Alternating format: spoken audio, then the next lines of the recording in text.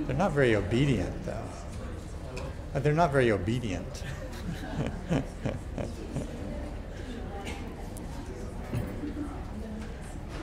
I just wanted to welcome people. My name is Scott Wing. I'm chair of the Senate of Scientists, and this is the third in our series on Beyond Diffusion. It's a series of talks that's co-sponsored by the Senate of Scientists and the Department of Education and Outreach and the Department of Exhibitions to try to help the Smithsonian community and the Museum of Natural History community understand more about the science behind science education. Bill Watson is going to introduce our speaker. Thanks, Scott. I'm Bill Watson. I'm the Chief of On-Site Learning here at the Museum of Natural History. And I'd also like to sort of extend my welcome and the welcome of Sherry Werb, the Director of Education and Outreach, and Michael Mason, the Director of Exhibitions here at the museum. I'd also like to take the opportunity to thank Christian Samper, who is the museum's director, for his vision in supporting this series and supplying the seed funding so that we can pursue it. One word of logistics before we begin. As in the last two lectures, our presenter will speak for about 45 minutes to an hour, after which we'll have about 30 minutes or up to 30 minutes for question and answers. And then at noon, we'll conclude. And anyone who'd like to join us for lunch in the staff cafeteria, we would just ask you at that point to sort of congregate around the podium, and then we'll go down to lunch from there. So just want to give a little bit of background and history to kind of what brings us here and why we're pursuing this series. It arose from a series of conversations that Sherry and Michael and I had with the leadership of the Senate of Scientists, including then chair and now associate director for research and collections, Jonathan Coddington, and current chair, Scott Wing. When this series was conceived, John articulated the reasons for it and the Senate's vision for supporting it very succinctly, and I'd like to share those words with you now, sort of as a kind of an orientation. And so this is John's quote from John, starting now. Our idea is to invite the best of the field of science education as speakers in a series of lectures. We'd like to hear about how science education is conceptualized, how it investigates and assesses itself, its verities, its history, and of course, how it specifically incarnates in our own situation, a hugely popular free science museum serving distinct communities with distinct phenologies. In general, the purpose is to introduce Smithsonian scholars who basically live and die by their ability to formulate and test hypotheses with data to whatever the analog to that process is in the realm of education and exhibitions. So with that kind of as the background, I'd like to add that an important feature of this series for all of us is to provoke thoughtful and inquisitive conversations about our work as scientists, educators, and researchers, and how we can work together toward the shared goals of this museum. So in the first two lectures, Bruce McFadden and Martin Storksteek certainly did that, as judged by the quality of the conversations that we had during those lectures and since. And those were conversations about museum visitors' understanding of evolution and how the field of science education views learning and meaning-making in museums. So today's topic is learning science across environments, museum, home, and school. And so it takes those ideas a step further to consider the many influences on individuals' lives and how they work together as a person makes meaning to come to understand science. So our speaker today, Phillip Dell, is one of the field's foremost leaders in conceptualizing and studying these processes.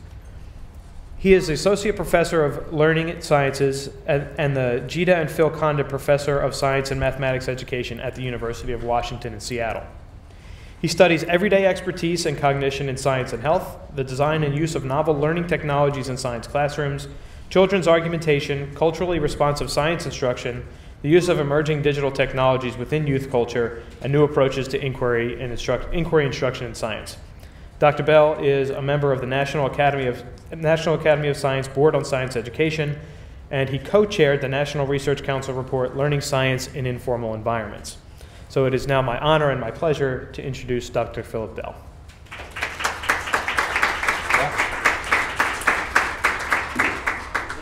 Thank you, Bill and Scott, for the invitation. It's a pleasure to be here. The weather is a nice trade up from Seattle weather, which has been a little bit cooler, a little bit more overcast. It's a pleasure to be here. And so I am from the learning sciences field. I studied learning, and for the last 5 or 6 years, we've been looking at how the same people learn across a variety of settings. I realize a subset of you have been at a previous talk that I was at, I guess a year ago, February, where we were releasing the NRC volume on informal environments. And so there's a bit of overlap there, but I'm going a little bit more in depth to kind of get kind of theory and method kind of foregrounded in the work, so we can kind of worry about kind of the process of science education research and how it kind of plays out for learners as they circulate across different kinds of settings. So from a social sciences point of view, learning is about as complicated as a phenomena as we have.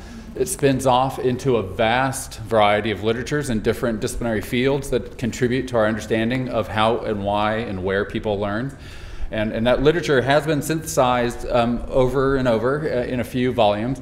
The How People Learn volume from the NRC in 1999 was instrumental in pulling together about 35 years of research on learning, cognition, and development in relation to schooling, for the most part. And then follow-on volumes have thought about what teachers need to know about that and kind of how does learning happen in different subject matter areas. So we do have a research basis, kind of a well-theorized empirical body of literature. Thousands of studies get synthesized in each of these reports, and we kind of cull together what we do and do not know at any given time. These 3 volumes have come out in the last few years, overseen by the Board on Science Education at the NRC. And they all focus on science education specifically. So Taking Science to School is a synthesis of the K-8 science education literature, kind of what we know about classroom life in those grade bands and beyond, actually. America's Lab Report that looks at high school laboratory and field investigations to try to understand what we know there from a research-based perspective. And then the one that Bill mentioned that I co-chaired on learning science in informal environments as people are engaged in learning and family life in institutions such as this one and in programming experiences that show up in different community centers and elsewhere. There are 2 practitioner volumes that the Board on Science Ed has also pulled together. Ready, Set, Science translates the formal education side of things for teachers and school administrators to understand science education. And then the new release that Martin might have mentioned when he was here is the Surrounded by Science volume, which is for informal education staff to think about kind of what we do and do not know about learning science outside of school. So I'll be leveraging those at different points across today. I want to kind of put a broad frame, and it's very much kind of resonant with kind of an emerging set of groups within educational research writ large, trying to understand complex learning ecologies in a changing world. This is the theme of our national conference that's happening in Denver the week after next. Carol Lee, who's the president, this is her kind of driving focus for work at this point, to kind of orient to how people, given very variable positions in society, engage in learning and development across their life course as a basic scientific issue. So we know that U.S. society is becoming increasingly diverse along multiple dimensions. We know that if we are interested in life course outcomes, if you're interested in how people become literate in science, if you're interested in how they become part of the science, technology, engineering, and math profession, you actually need to understand how people move and learn across settings and navigate across kind of the cultural practices and value systems that are in place across those settings. That you need to kind of do that kind of work to understand kind of those life course trajectories. Individual places vary in their ability to adapt to and leverage the variable learning resources that learners bring with them to those settings. Learning is largely not coordinated across settings, and there's actually a lot of new work to figure out how do you actually put more predictable, stable pathways in place across institutions as people circulate across those sorts of places. And then this is a basic scientific need to understand kind of the variation in those learning pathways as it plays out across different corners of society to kind of really just draw into focus exactly how learning and development happen. So that will be kind of the thematic focus for today, and I'll kind of dial into one specific case that comes from work within our Life Center. It's a NSF-funded research center. For about past 6 years or so, we've been able to investigate studies of learning in informal and formal environments. That's the Life Center acronym. It's a collaboration of the University of Washington, Stanford University, and SRI International.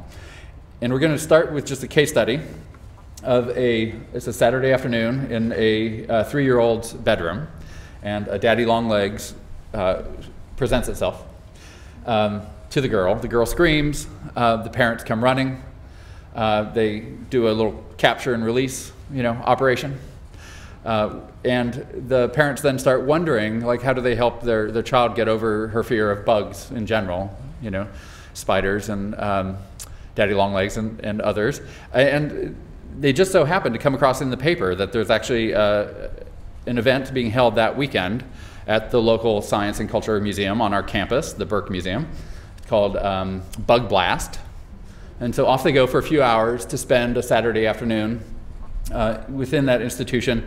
And the highlight of the day was when Mimi, who was 3 at this point, goes up to hold the tarantula.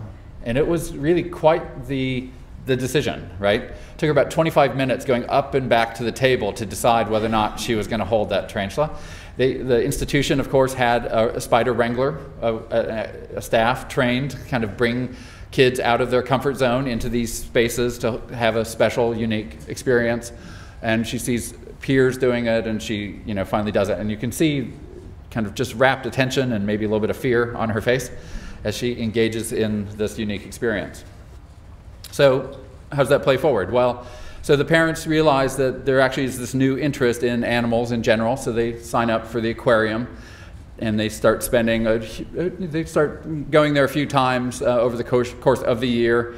Touch tanks ended up being a favorite of Mimi's in particular, until now, as a 5-year-old, she's actually come to engage in a lot of experiences with animals of all sorts, and they have now a pet or 2 in the house, and then she has a lot of other informal pets that she engages with, like the snail, and makes YouTube videos of them and all these things. So these sorts of moments unfold.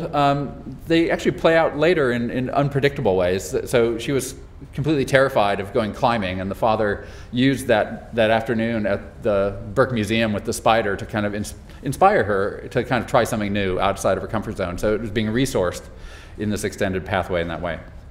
So how do we think about this learning trajectory that Mimi is on?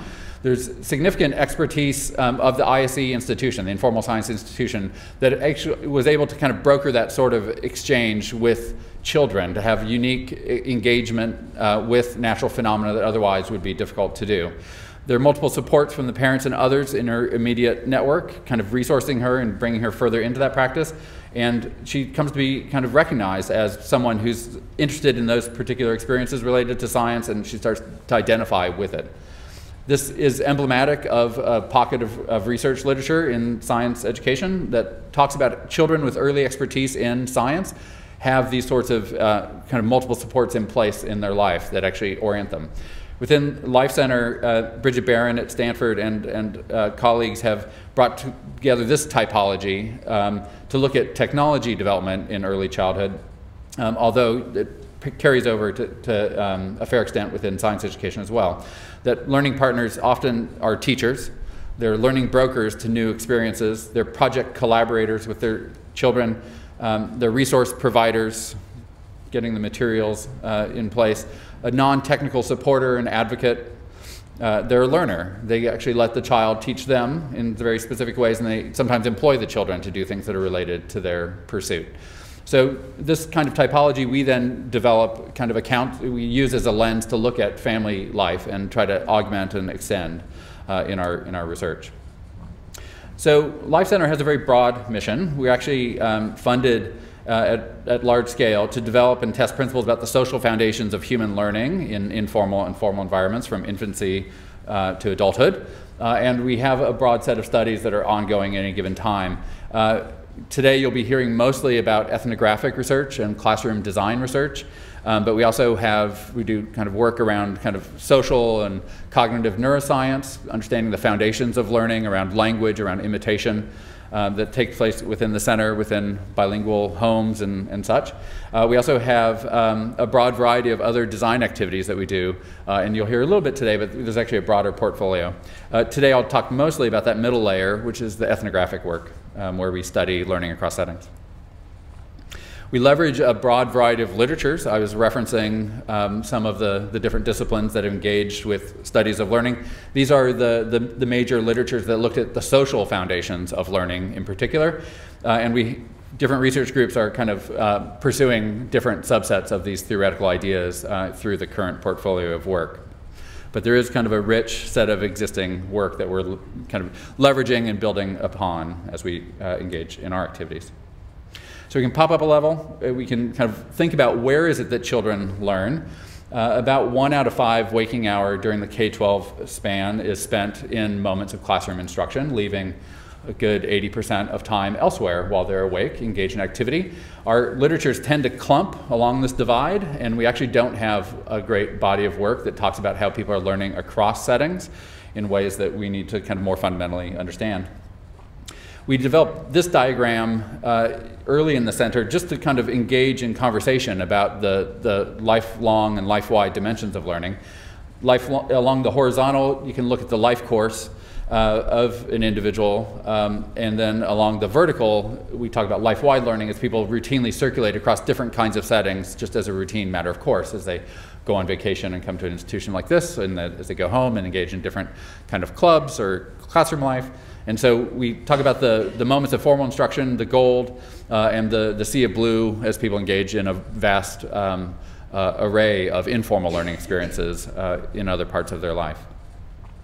We also develop a concept in our diversity report where we talk about life deep learning, which recognizes that each of these moments of activity have different value systems that are operating in those places that kind of regulate and shape behavior in ways that are people expected to engage in activity. So thinking about ecosystems when you're taking the 5th grade science test is a different kind of value system than when you're camping with your family, 2 weeks later on the weekend, thinking about ecosystems. And so we need to orient to these kind of life deep dimensions of learning as people are engaged in activity across settings. My research group has been pursuing this particular question: how do everyday moments experienced across settings, communities, and pursuits lead to understanding, expertise, identity, and consequential actions related to science and technology? We have been in a position of being able to pursue those using kind of classical anthropological methods, augmented with all sorts of new digital recording devices, but we have been doing kind of baseline ethnographic work into learning over the last 6 years and have kind of new sets of ethnographies underway in new communities to really understand the bridges and barriers in learning as the same individuals engage in activity across the breadth of their life.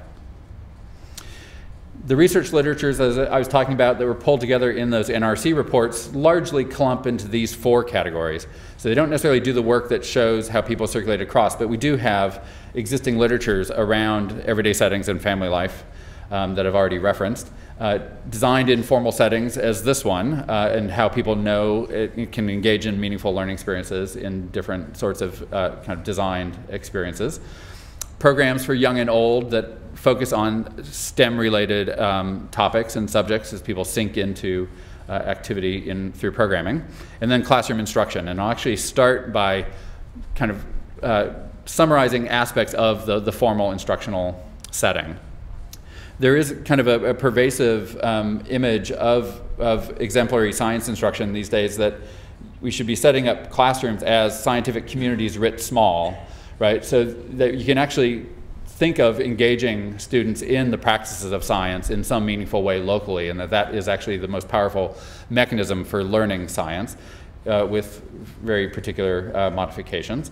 The NRC reports have to define science if they're going to talk about the learning of science, and so I want to get that definition on the table. This is kind of for the field, kind of the consensus image of what counts as science.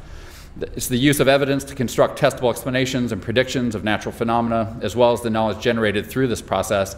Doing science involves the following practices: building theories and models, collecting and analyzing data from observations and experiments, constructing specialized arguments, using specialized ways of talking, writing, and representing phenomena.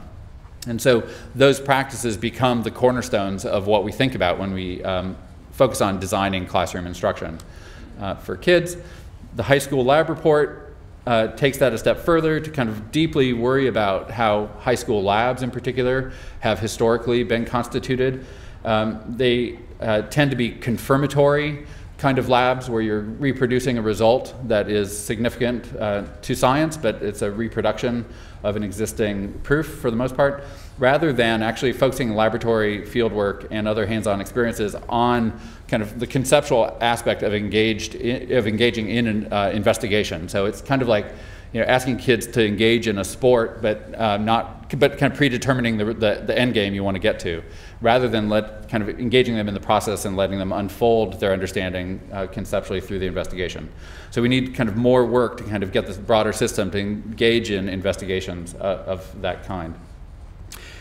We also tend to, you know, at the end of laboratories, kind of close off things very quickly once the procedural parts are done, rather than actually doing the more authentic work of interpreting the data and worrying about the quality of the data, developing assertions, seeing what arguments you can build, worrying about the counter threats to those assertions that you're building, and kind of extending the knowledge work in very particular ways.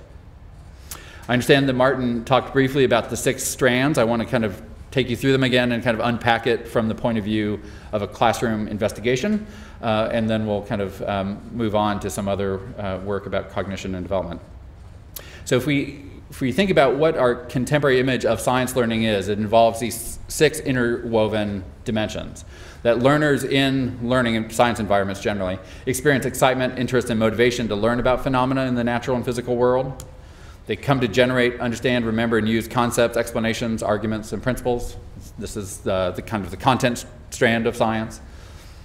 They come to manipulate, test, explore, predict, question, observe, and make sense of the natural and physical world. This is producing evidence, knowing how to actually collect evidence and engage in that kind of sense-making in relation to the other strands.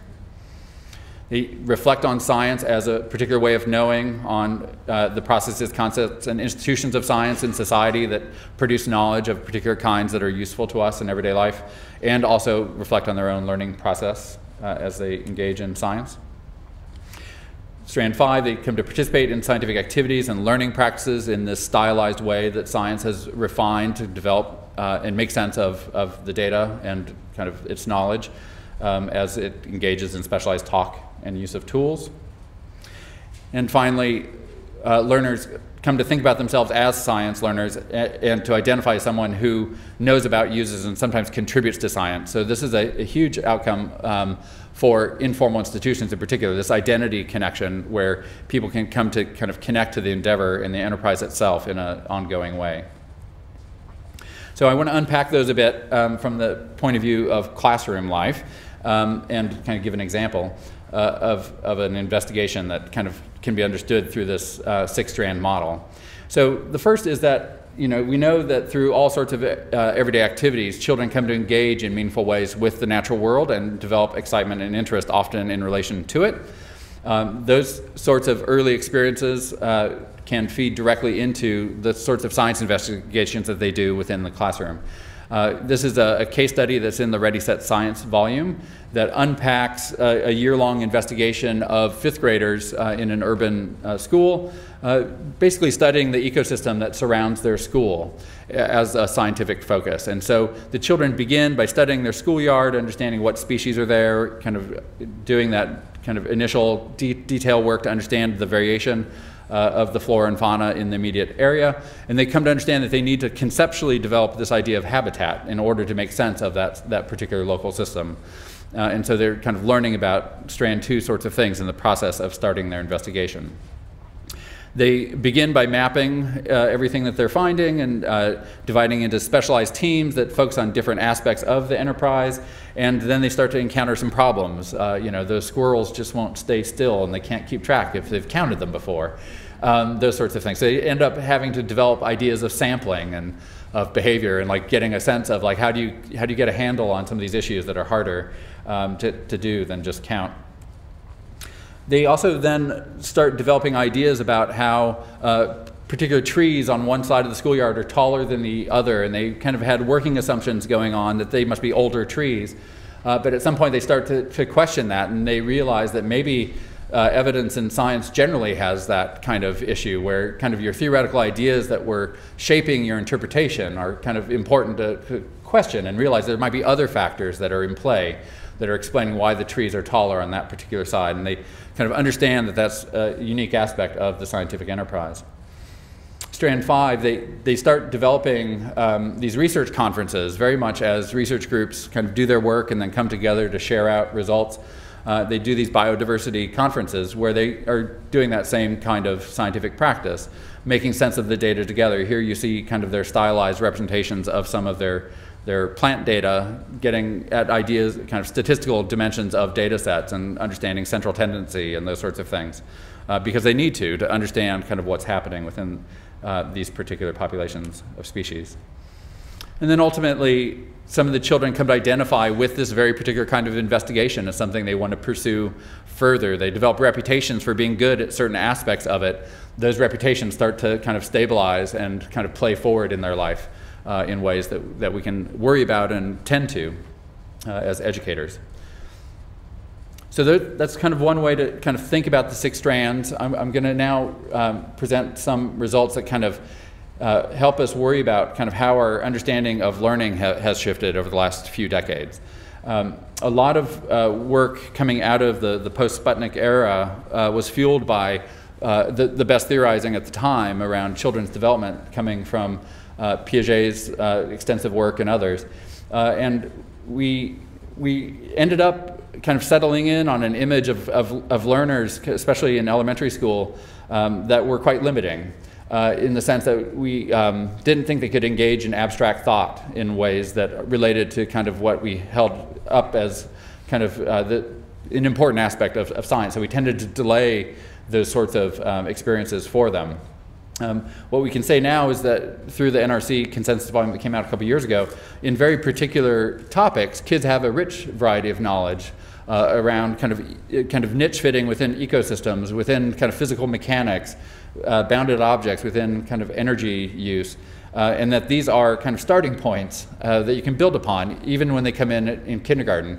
And so here we see a colleague of mine's youngster who's kind of built up his own model of a groundhog habitat in the living room, and they're engaging in this play, very much kind of dialing into the details of kind of the behavior of these critters in these spaces.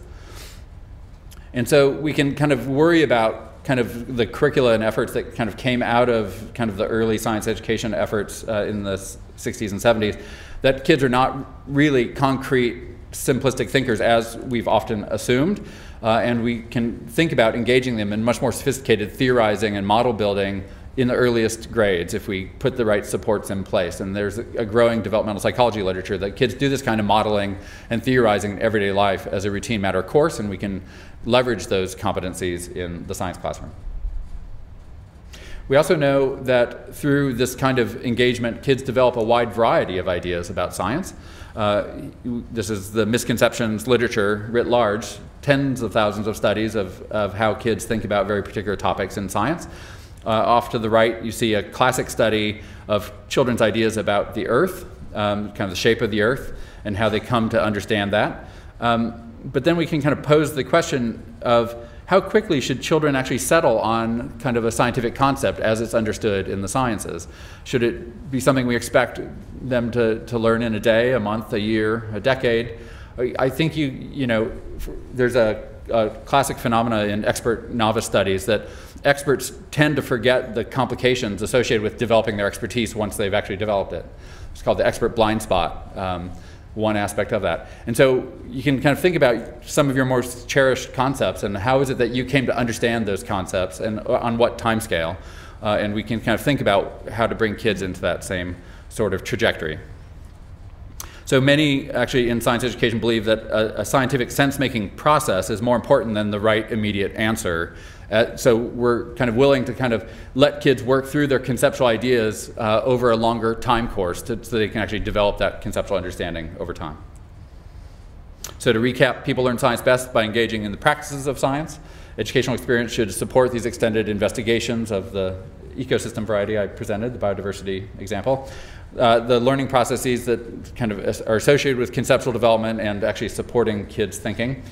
Children do work on theoretical levels and are not merely concrete, and they have these rich ideas that we can kind of help them bring into kind of more normative ways of thinking over longer time spans. going to transition now, talk about a different body of work within my group where we've been doing this ethnography of learning across settings, and worry again about a corner of the literature that has studied learning and development, the expertise literature. And it's had a lot of powerful strengths and insights about the nature of expertise through laboratory studies of it in very particular task situations. What it hasn't done as much of is to understand the social and cultural processes that are associated with developing expertise. That just hasn't been kind of priority within cognitive psychology. A couple of my colleagues, John Bransford, Dan Schwartz, have been actually doing work around this gap, and they talk about how it takes expertise to make expertise, and we need to understand the social aspects of working with kind of more knowledgeable others in more detail, and that's of the kind of work that my group has been pursuing. So we've been looking at children's everyday expertise in science and technology, the cultural foundations of that knowledge as it comes into place, and then we do design research with teachers and informal educators to actually leverage children's expertise through designed exhibits and curricular materials. The research team is listed off to the right there. It's very much been a team ethnography approach over the last 5 years. I wanted to kind of just get a particular theoretical model on the table, and I can kind of unpack it more if it's of interest to you during Q&A. We're very interested in how very particular moments that show up in the life of a child relate to learning in the 6 strands. So on the left you see kind of how we understand particular moments, the actions that take place in those settings, and then the positions. Positions, there's a theoretical perspective around positioning that has to do with the rights and responsibilities that an individual gets in a given moment to engage in activity. So, so Mimi being kind of brought in and being positioned as someone who's potentially interested in animals kind of was something that allowed her to kind of engage in all sorts of actions that led to learning. Off to the right are the interests and practices and identities, very much the 6 strand sort of idea. That's kind of our base unit of what we're trying to observe. But it happens as people circulate across different kinds of settings. In those settings, we kind of leverage a different theoretical perspective around actor networks to understand that there are materials and values and ways that activity gets either supported or shut down as you go across those networks, from home to school, into an institution like this one, back online, checking, you know, your mobile device to understand what you're looking at in the exhibit hall. Like those sorts of coordinations happen across kind of what are technically understood to be actor networks in this particular perspective. The other thing that is crucial and has become kind of a more heightened focus of our work over time is that there are different systems of competency that are kind of expected in these spaces. So kinds of people, are, particular kinds of people are expected, or kinds of practices, ways that you get evaluated. So we kind of do work across these different layers to understand learning.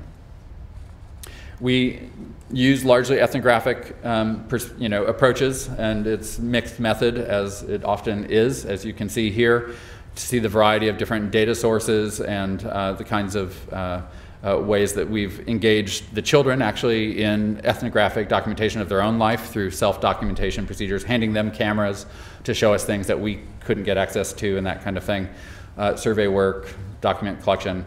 So just a broad variety of things to kind of get our data set pulled together. This is a slide from a couple of years ago just to show kind of how we launched. Across the bottom are the various research protocols that phased in over time, just to give you a sense. We started out in a school site, and we were kind of doing field work there in 4th and 5th grade. Once we were kind of getting to be known within the community, we started the family field work at the homes and started traveling with them across different settings. And then we were engaged in a curriculum revision process that I'll mention a little bit later with the teachers that kind of phased in. So this was 2007. We've kind of continued that since then. So we have 4 curriculum enactments in place, and the fieldwork has tapered off over time, but we're still kind of doing longitudinal following of particular individuals in the community.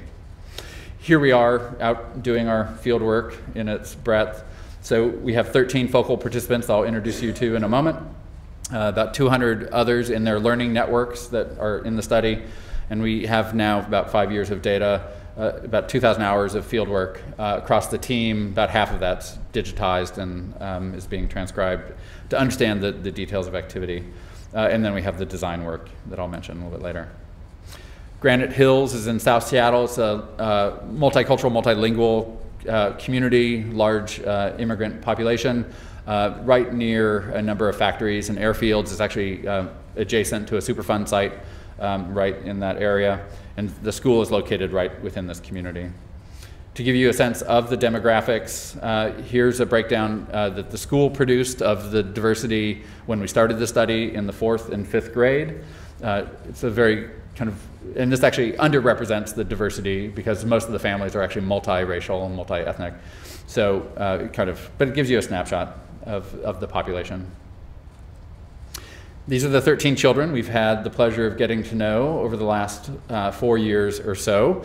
Underneath their pseudonyms, you'll see kind of the areas of expertise that we see developing in their life, and we've waded in and done detailed studies of a subset of those areas of expertise, especially as they relate to science and technology, our leading focus. And we've been in a wide variety of locations over the past 5 years. So this gives you a sense. It's very much about building relationships with the families in a way that gives you deeper and deeper access into social life so that you can document those activities. So we've been camping with them, we've been invited to weddings, they've actually come to stay in our homes when they're traveling. So we actually have kind of a rich connection with this particular set of families. But we start to see learning processes then kick into place across time and space in ways that are fascinating and very much relate to open questions that we have in the field about how people learn and how that knowledge comes up again in other moments of their life. And so we can kind of wade into the details of those connections and disconnects that show up. I'm going to take you into one case study of Brenda that shows this particular set of connections as she circulates across a classroom. She is the only daughter of a single mother. She was adopted from Haiti when she was an infant. The mother immigrated from Haiti when she was a teenager. And on the bottom of the screen, you'll see kind of the set of activities that Brenda was engaging in 4th and 5th grade. Those have shifted a fair amount as she's now an 8th grader, but gives you a snapshot of Brenda. And we're going to drop into her 4th grade class, and they were actually using one of the Stc kits, the food chemistry kit, that particular day. And it was kind of unfolding, and we're there field working, keeping track of what was happening in that particular setting. And over the course of those days, she routinely fails to engage in the scientific practice that's called for in that food chemistry kit, a systematic mixing that's a fixture of chemistry, to test these particular elements of the food characteristics. And so this would be a story of a disengaged school learner, except that we know over the exact same time period, she's routinely engaging that practice at home every Saturday with her mother. And so we can kind of think about this particular disconnect that is in place in Brenda's life. It's very much tied up with the recent adoption of this particular kit, which has kind of a scary cover, but it has a pretty good set of materials, actually. I've learned recently that one of the designers is the son of a teacher educator, and so he actually oriented to kind of teaching and learning pretty deeply as they did their design work. And so we're in the home, we see this kind of activity unfolding over time. It's a very kind of precise scientific practice. I'll characterize it in a moment. But it's very much become a fixture. And so for us, we were trying to understand how this came into place, why it came into place, how it served into understanding kind of Brenda's interests, her identity. And so we kind of sank into it and tried to unpack it a bit. If you look at the systematic mixing practice itself, she's controlling for contamination in the apparatus, she's measuring the materials, and when she's doing it, she's tracking and labeling samples, journaling results, all these things that a science educator would love to be seeing kind of in classroom life, and she's doing kind of in home life. And very much the engagement in that practice is a fixture of what they do because they use it. They give the perfumes, this is a perfumer kit, they give it the perfumes to others in their life. They use them themselves, they mist them throughout the house. And so you have a very particular kind of functional thing. And Brenda is very interested in making money by making perfume rip-offs, actually. That's one of her motivations. The mother is not so excited about that. So let's think about the developmental story here. Brenda defined science as mixing and doing chemistry. These are her leading ideas for what science is. She either wants to be a chemist or paleontologist at this particular moment of her life. And then Stella provides a particular retelling of how this kit came to be. Halfway through the video, I start to tear down the camera. And so it gets a little bit wonky on the image, but I keep running. And so then the good stuff happens. It always works that way. And so I'm going to bend the microphone over, and hopefully you'll be able to hear it well enough here. And then we'll come back.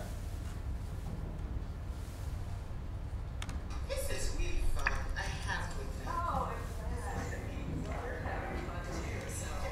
Is that working or no? Can you hear?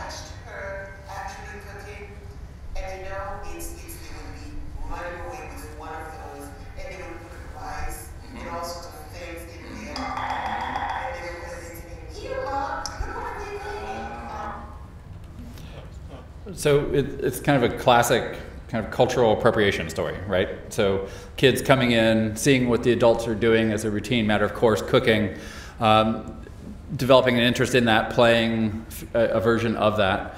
And so this learning pathway we can kind of unpack that goes back to when she was 3, very much brought into this play mixing in relation to the Haitian cooking activity system that's in place. The perfumer kit comes in to kind of refine that in very particular ways to move the practice along. And then Stella is likely having a pedagogical influence just given the kind of interactions that we've seen in the home. So everyday chemistry is a fixture of the home, but Brenda does not bring that practice to school. So school science underrepresents her expertise in science. Actually, the teachers don't even know she's interested in any subject matter area, let alone wanting to be a chemist or a paleontologist. And so we can kind of worry about that disconnect. In 5th grade, you can still kind of muddle through, but once you start getting into middle school, you get sorted pretty quickly into the STEM track in ways that would be problematic. And so this kind of violates our commonly held assumption in science ed that kids are most scientific when they're in our curriculum materials, kind of engagement activities, and we see kind of obviously, you know, a rich version of science being done Saturday afternoons at home. So it has very particular characteristics that are powerful. The activity was selected based on the child's long-term interests, strand 1 sorts of thing, became a fixture of family life over an extended period of time to refine and sink into the practice. Multifaceted parental supports, resourcing, collaborating, making use of the perfumes in very particular ways. It maps onto immediate and future goals of the learner, who she wants to become, what she's interested in retrospectively. It was designed actually to be an enjoyable practice in the sense, and for them that meant not making the knowledge assessment part of it too strong. So it wasn't about getting the right answer in terms of the subject matter, it was more about engaging in the material practice and kind of engaging in conceptual talk about it, but not focusing too much on that piece. And then the child is very much positioned as a developing expert, as somebody who might become a paleontologist. So all those things are coming into place in her life. You can then think back across the 6 strands and kind of engage in thinking about particular aspects of her pathway, and it raises the sorts of issues that I was just alluding to about how people come to kind of engage in these activities. So it serves as a lens to look at these sorts of learning pathways in particular. This is kind of adding to an existing literature base where young children are often fascinated by the natural world. I don't need to tell you all that. You probably see it on the floor of your institution every day. But on average, kids get kind of less opportunity to engage in those science-related pursuits as they get older, and in school, especially with accountability pressures around math and reading being what they have been over the last decade. Unless they're directly supported through some other aspect in their life. This is actually a picture of my youngest daughter, Sophie, who wants to be a paleontologist for reasons stated there. And she's, just this past week, has been completely absorbed by reading The Practical Paleontologist about the details of the practice, and she's like, pushing herself further along. And kind of making room and spaces and resourcing, again, very much a set of things that we can point to in the literature as being helpful. We also know that actually early interest in science-related endeavors is most predictive of who becomes a major, who graduates from undergrad with a STEM degree. So more so than math score and more so than course-taking patterns, if you're interested in a science or technology-related pursuit by 7th or 8th grade, that's the most predictive of people going on to major. So we can worry a lot about kind of elementary school experiences that kids are or are not getting to kind of make those personal connections. I'm going to go into one more moment of Brenda and Stella's life as they're the setup here. There's a traveling exhibit at the Pacific Science Center around dinosaurs. And so they're making their way through the exhibit space and stop at this one particular wall where they have this discussion. I'll do my best to crank up the volume here so you can hear it. You can also read along the bottom.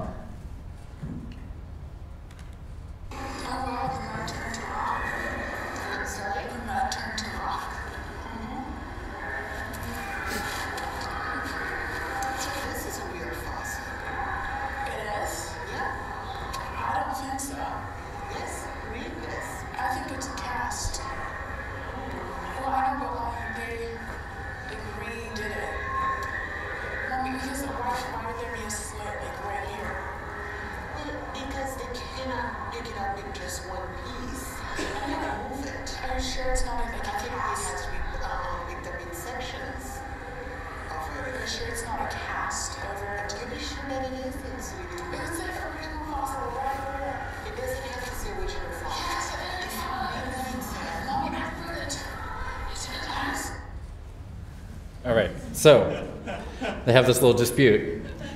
It's interesting to think about that particular moment on the floor in relation to what we know about the family writ large. That particular interaction is stylistically very much the kind of talk they engage in all the time. It just kind of is part of their dyadic thing that they do as they go through the world, kind of pushing on each other and their ideas and really kind of refining their points. And so they learn quite a bit because they actually engage in these sorts of disputes. It turns out that Brenda is right. It was kind of a replica. But they had the discussion, they were able to kind of engage in that sense making over the course of the exhibit. And that's something we see in their learning of math and learning of science, in learning about social issues in society, this kind of argumentation practice that's a fixture of their life. So parents have a unique role in this particular space as well. There's a research literature that talks about how families support this kind of talk and sense-making in everyday life. Sometimes you have planned things like the perfumery kit that you put in place, and other times you're walking through a science center and all of a sudden you're looking at dinosaurs.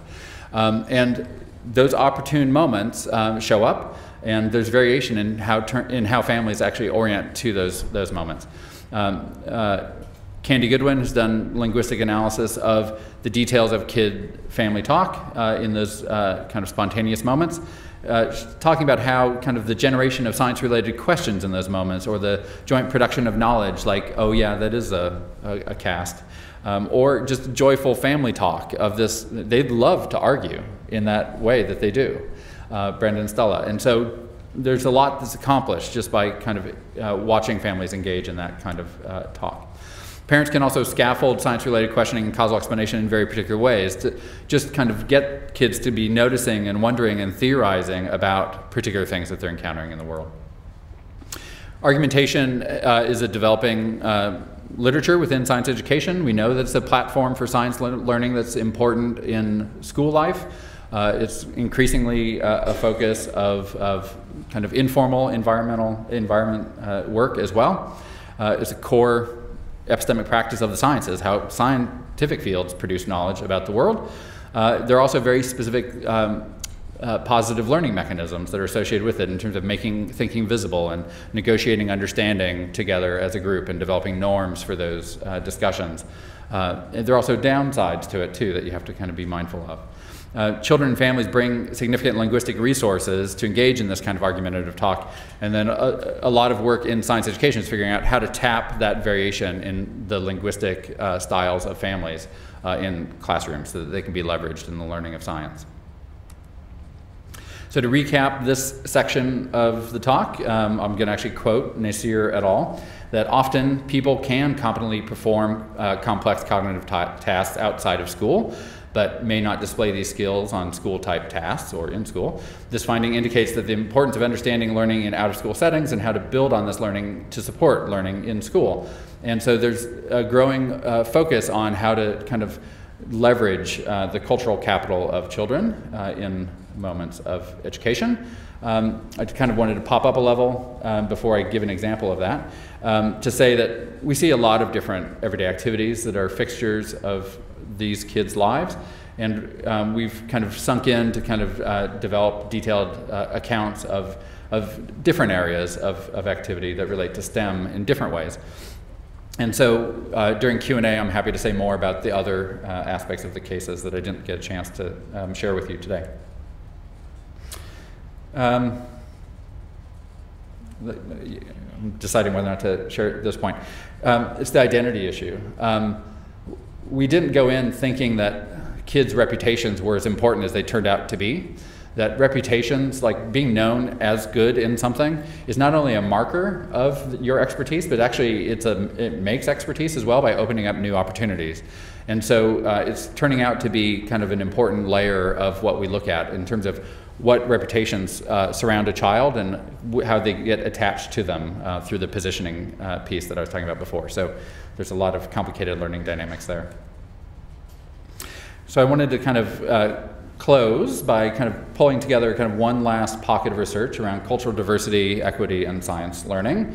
Here we're leveraging the NRC reports where we can talk about if we want to broaden participation in STEM, studies do suggest that informal learning environments, as take place in this institution, may be particularly effective if you're working with youth from historically non-dominant communities, and there's kind of a set of examples and cases of how that can work. So kids who often have very complicated school lives and perhaps get marginalized in those spaces more often than other youth can actually have very powerful STEM-related experiences in out-of-school efforts.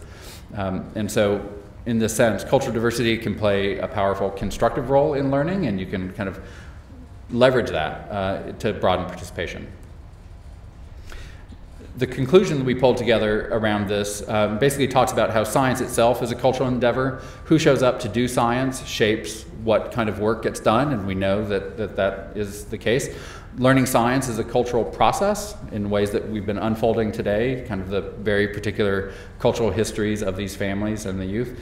And that very particular groups have, indigenous knowledge within their communities that relates to the natural world that can be leveraged in very particular ways in kind of moments of educational design and activity.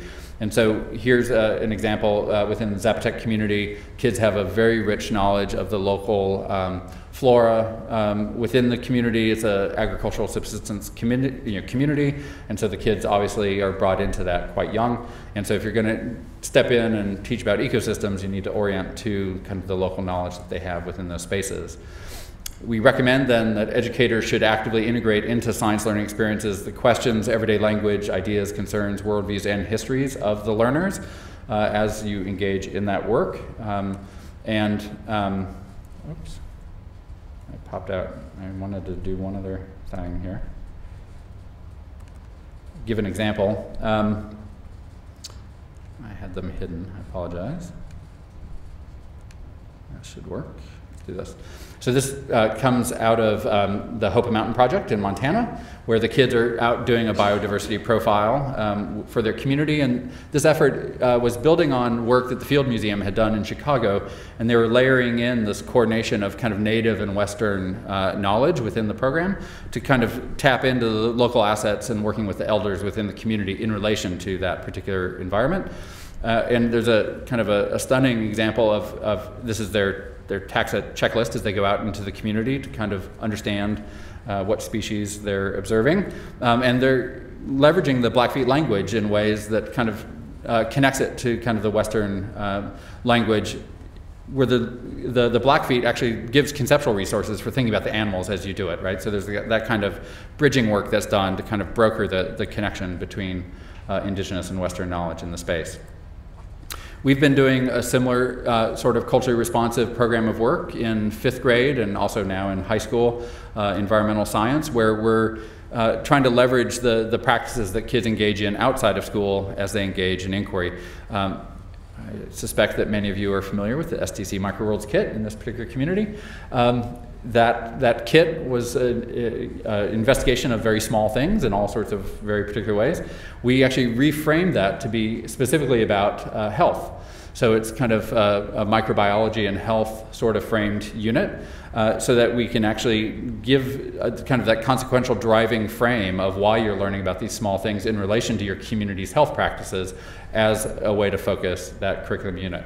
And there are all sorts of ways that we then leverage ethnographic approaches to bring kids into that investigation. In particular, handing them cameras, having them self-document the practices that relate to health outside of school, coming into the classroom, then thinking about how to kind of understand kind of microbes and kind of the details of the science in relation to those community practices, where the kids are then brought into kind of spaces for them to develop investigations of those particular topics and share them with their community through public service announcements. So that kind of brokering of kind of home and school, we're now 4 iterations in. It took us a fair amount of time and effort to kind of get kind of the cultural connections up and going. And so design-based research is a process of developing this knowledge of how do you actually mount a complex educational intervention, so an exhibit or a curriculum or after-school program in relation to the outcomes you care about, and then turn that into an empirical, theorized space to actually iterate over time to get closer and closer to the outcomes you're hoping to achieve. And often you need different expertise coming from different perspectives to pull this off. So you have learning scientists and educators, designers of different things, technologists, assessment people coming together to figure out this enterprise together. And so roughly you get these cycles of theorizing, designing and developing, enacting, kind of using it in a real space and collecting data and then analyzing what happened and then cycling through across multiple iterations. So to kind of wrap up, I've been talking about a variety of different things today. Jay Lemke wrote a piece about a decade ago where he was talking about learning phenomena at different time scales. Today we've been looking mostly at this span here in the middle, with different kinds of phenomena that we've been studying as part of kind of expertise development in STEM. But there are a lot of other things to be studied in these spaces on these different timescales, and we need to kind of really push on our methods that we use to kind of study the more complicated issues, as learning across settings would be one of those. And maybe during Q&A we can talk a little bit more about that. There is a growing zeitgeist of interest within kind of the research funding groups and within the research community itself around the learning across setting issue.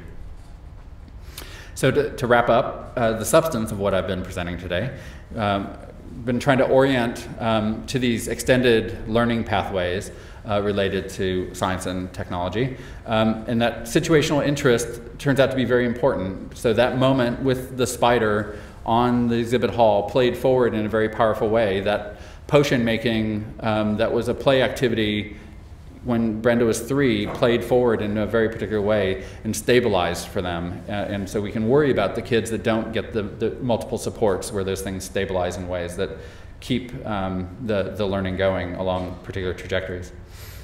Informal learning environments can be powerful contexts for STEM interest cultivation, as we see here, no doubt, and also in this participation in the material practices of science in ways that school sometimes affords, but often has challenges doing in the same way.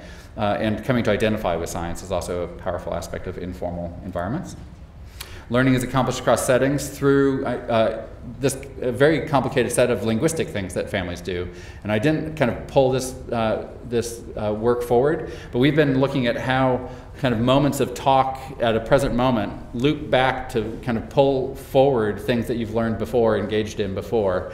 And within linguistics, this is called interdiscursivity, where your talk is looping back into itself to kind of provide kind of a learning resource as you make sense of something that's in front of you. Social positioning dynamics. Minority youth tend to be positioned in school settings in ways that are problematic. We often see that their STEM expertise gets occluded in school settings, and we actually work with educators at different scales to actually develop techniques that make their expertise more visible. That's a line of our work that we do. But it's an ongoing enterprise. The reputations that I kind of talked about briefly are also very important, not only because they open up new learning opportunities, but they actually also, we found, provide a protective factor. As kids get kind of critiqued for not doing it the right way in a certain setting, they say, well, actually, I have someone I trust who tells me that I actually am doing chemistry the right way. And so you kind of have this very complicated dynamic where even if particular individuals in your life don't all share the same understanding of science, you can actually still help kids kind of develop their connection to it in a way that helps them move beyond those particular kind of moments of getting very kind of antagonistic images of what counts as being a good scientific thinker. So thank you, and with that I'm open to questions.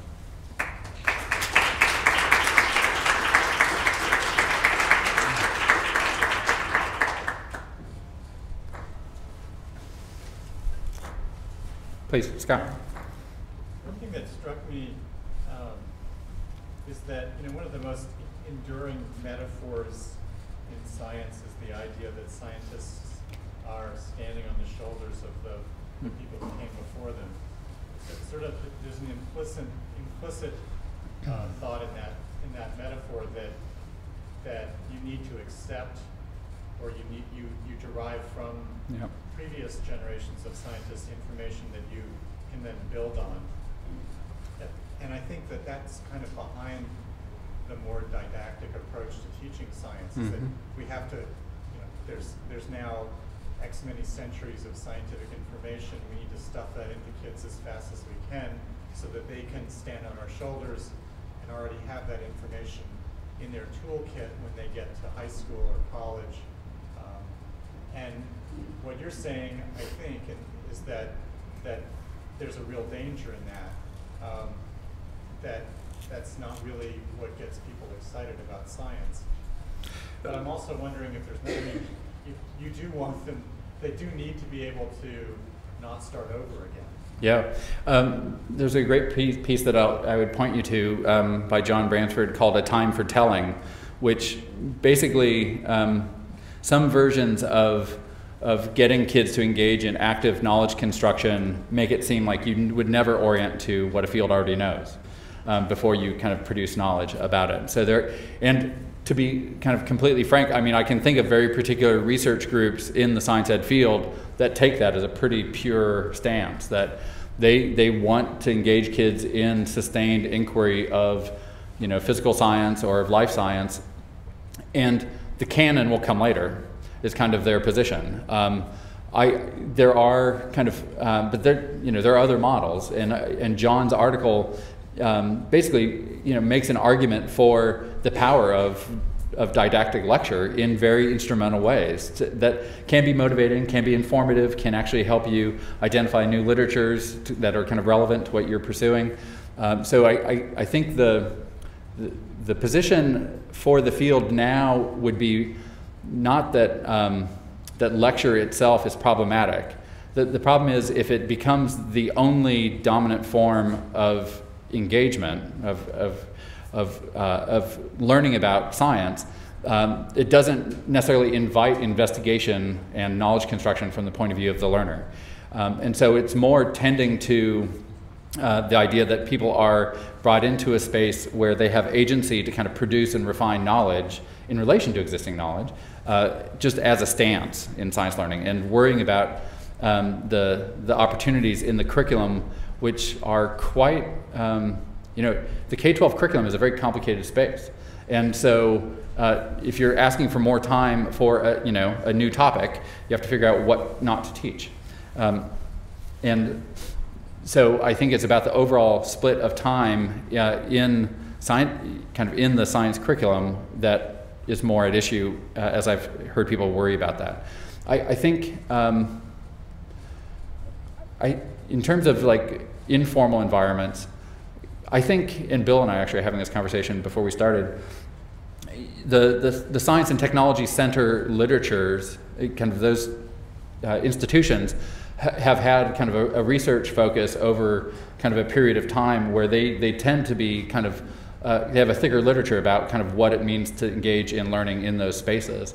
I think I'm not as familiar with kind of the natural history category of research, but I know it's not on the same scale as that, and it'd be interesting to actually work out the details of, in those spaces where you have kind of more kind of information-rich kind of goals and expectations around the exhibit spaces, to think about the learning processes that kind of would layer on to that. I think it's a good space to explore. Certainly, if we learned anything from the 60s, we want to remember that just getting kids to kind of discover and construct their own understanding in its own little isolated pocket was not productive.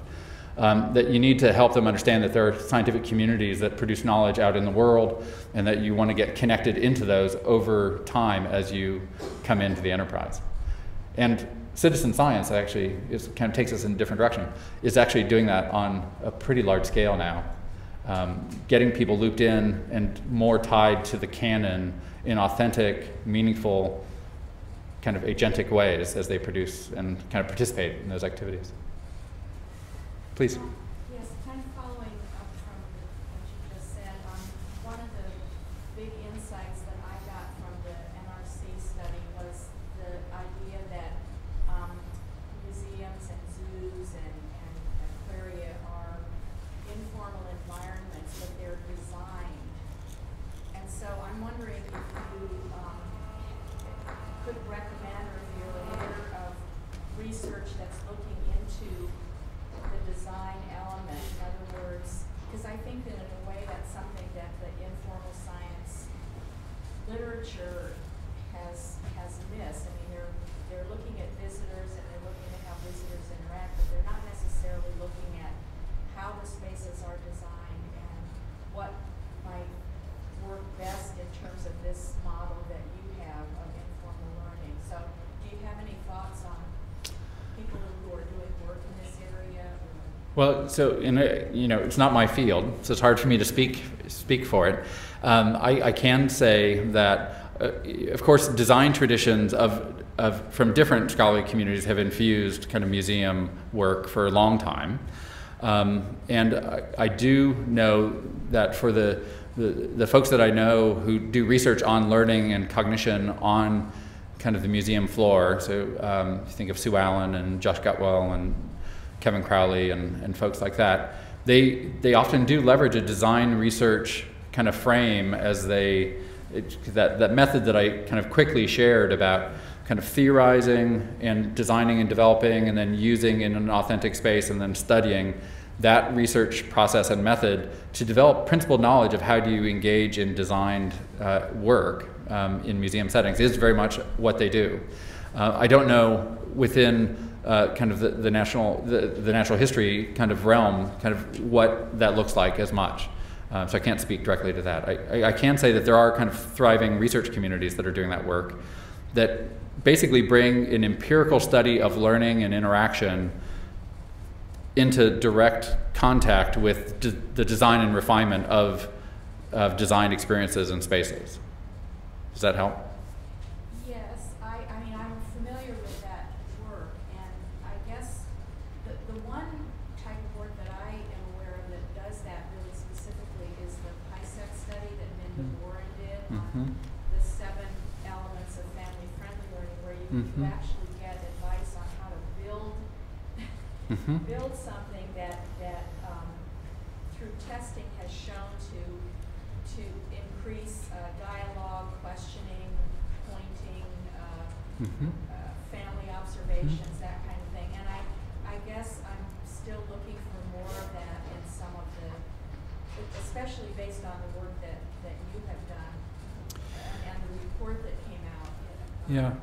More that focuses on actual, not just label copy, right, and how it's written, but actual physical shaping of environments and spaces and that kind of thing. So yeah, that particular issue that you ended on, kind of the actual kind of structure of the spaces and the flows of activity, it showed up in very small ways in our process in terms of how you kind of set up spaces that allow for kind of field of observation to another group, so you can actually bootstrap your own learning at the exhibit as other people are engaged with the exhibit and those sorts of ways.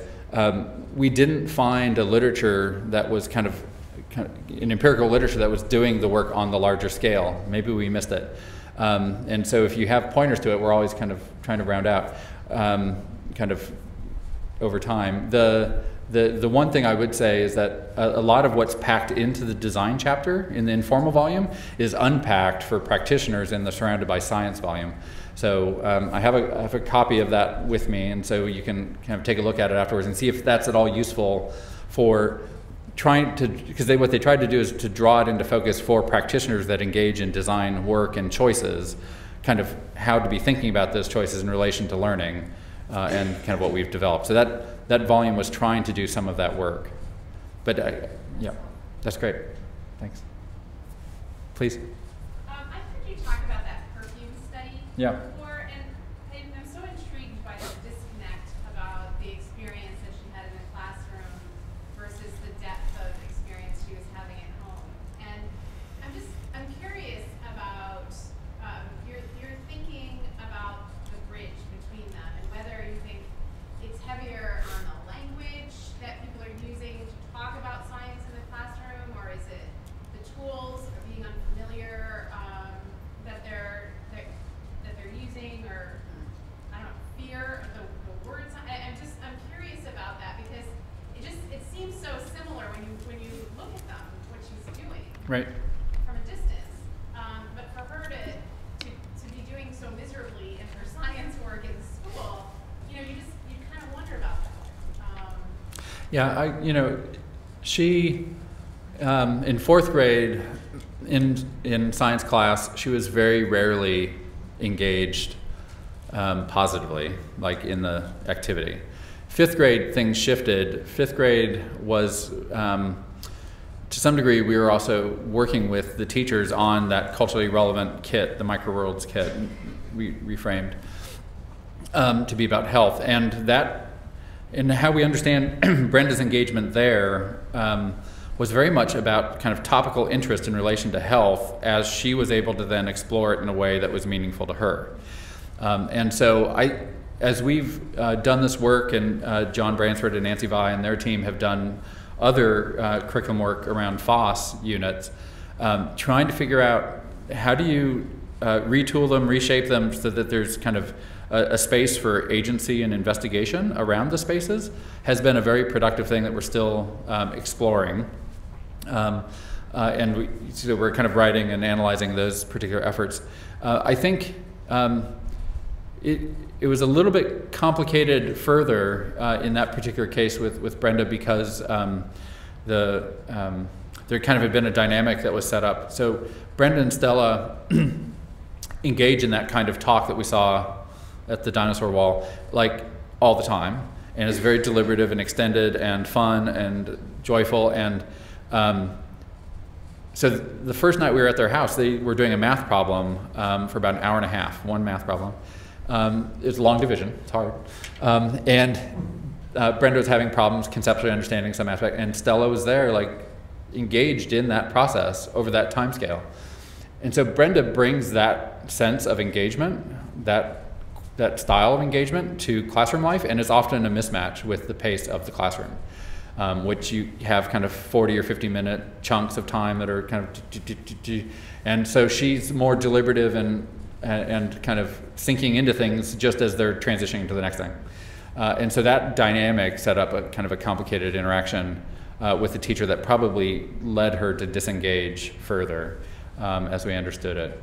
That's kind of shifted over time, so now in middle school she's kind of navigating it differently, but that's part of my understanding of that. I do think making room for student investigations is still a high-level thing that we need to worry about. The culturally relevant approach ties it to areas of their life that have meaning to them, that persist after they leave the classroom. And that's been kind of a strategy that we've used to kind of survey what they do, to self-document what they do, to allow them to kind of choose topics that relate to things that they do elsewhere. Those sorts of moves have been kind of powerful for kind of broadening engagement in the science kits. The teachers will not go back to the original implementation of Microworlds. Putting the health frame around it, getting kids to inquire into community health practices has been so successful that they're kind of expanding out. There's another hand. Yeah, please. I was just going to say, so much of what you're talking about, it sounds so much to me like how you teach science in a Montessori classroom. And many principles over decades of preparing the environment, and the investigation, and although Montessori doesn't go as far to have a kid-based approach, it really kind of is. Someone put together and has selected these materials so they're working and functioning together. And even your 6 principles, they're encouraging. These are very Montessori-like practices. And I wondered if in your cohort or among your participants, do you have that sort of influence, and are you seeing that practice in those classrooms? That's a great question, and I don't think I don't think the Montessori model has ever surfaced in the field work. But we didn't necessarily go looking for it either. So that's a good question. And I don't know that model well enough. I mean, I know it to kind of follow your connections that you're making, but that'd be a good thing to explore. Because I wonder if, just as a general category, like, we don't know about the early childhood experiences of these kids before they showed up at the elementary school. And I wonder if there's some resonance there that we should pursue. That's good. No, I just thought that's it was helpful. intriguing, and as I was listening to it, I was like, that's Montessori practice. That's kind of the way they push it through K through 5. Yeah, I see. One of the criticisms is that, can that really be sustained? Right. Can you really learn science? Can you really learn mathematics in that environment through high school? And so I think that's an area that That's I don't interesting. know much about. Is there an empirical literature of those spaces that you're aware of? I really don't know. Yeah, I'll have to go look. There's always the American Montessori and the International Montessori, and lots of people publish in those areas. Right. I'm not a deep reader of those things. Okay, no, that's good. That's a good action item for me. Over there, a couple questions, I think.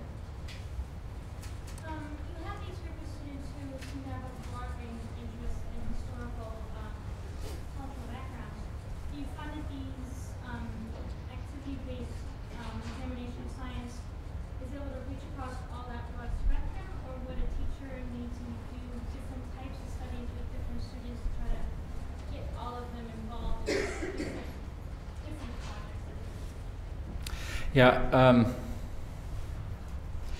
we're in the process of a book on the expertise development of these children, and that question has been one that we have had on the books to kind of think about across the set. How were they engaging in different units that were in place in school over time? And so I don't have a synthesis of that across. What I can say is that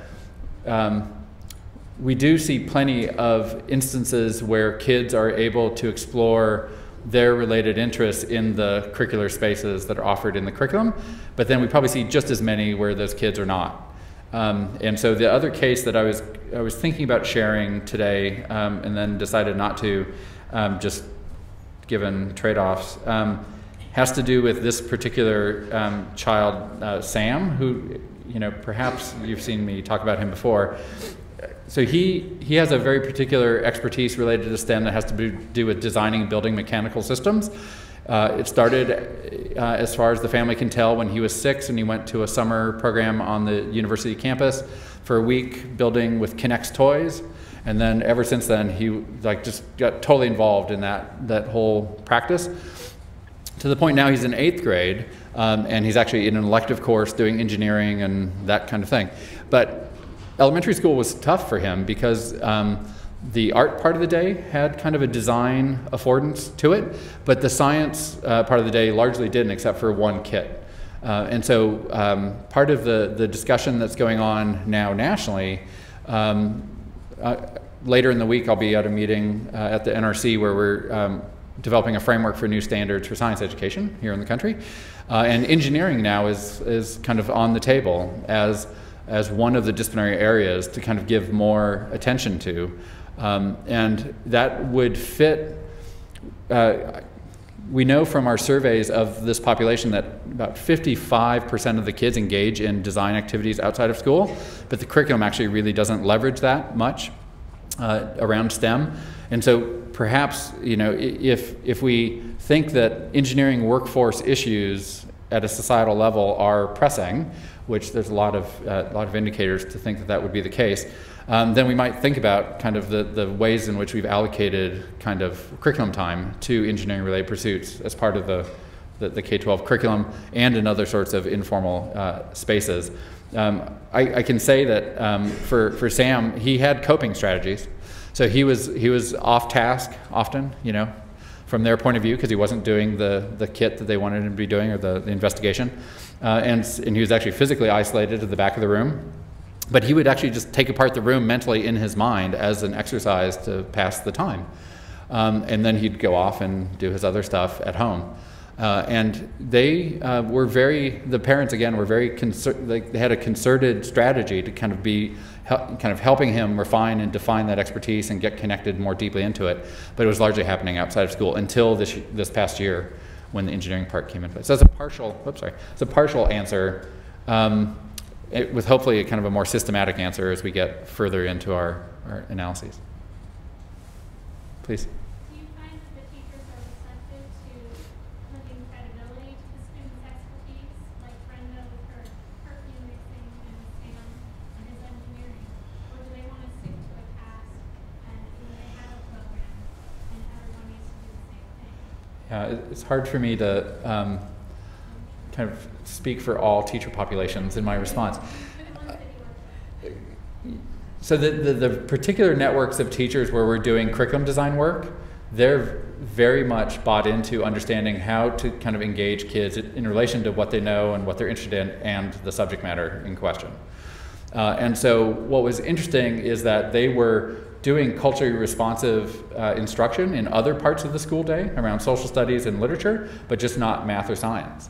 And so there was an easy kind of recognition from the initial cohort of teachers saying, oh, well, so yeah, we should stop and figure out what part of their cultural history relates to the natural world as well as, the cultural world. And so that has been quite straightforward. I think the jury's still out in the sense that our teacher education program at the university has just adopted a more kind of funds of knowledge kind of model, where you're trying to get future educators to kind of orient to the capital of kids, the education-related capital, as they engage in their work. And so now we're actually training kind of new teachers to kind of go out with that frame, and that's new for us, and I know it's been happening in other places. I think it's from my sense of the field, there is kind of a growing recognition that it's an important thing to do. It's just the practical details of how do you pull it off in the midst of all the other competing demands as a teacher. And so that's kind of where we've been doing development work to kind of try to make it as simple as possible, to make it so the camera method and other ways of kind of making kind of out-of-school life visible. We've been kind of developing those techniques, and so there does seem to be receptivity mostly. We're not getting much resistance as we talk about it. So. Phil, I just, on behalf of the museum, I just want to thank you for a really stimulating talk and an in-depth question. That's great. Thanks. Thank you all.